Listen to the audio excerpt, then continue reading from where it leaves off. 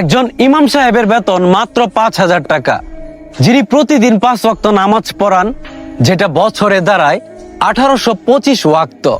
বছরে 52টি জুমার নামাজ, 52টি জুমার নামাজের খুতবা এবং জুমার নামাজের দিন বয়ান রাখেন।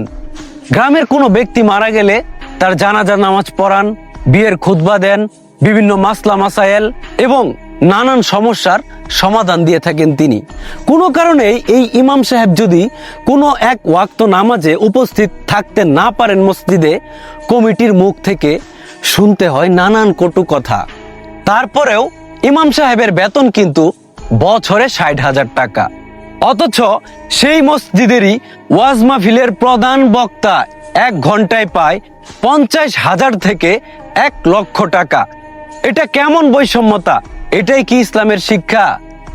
আমি একটা কথা জানিয়ে দিতে চাই, এর জন্য সমাজের মানুষ এবং কমিটিকে অবশ্যই করতে হবে একদিন রবের কাছে এর জবাবদিহিতা।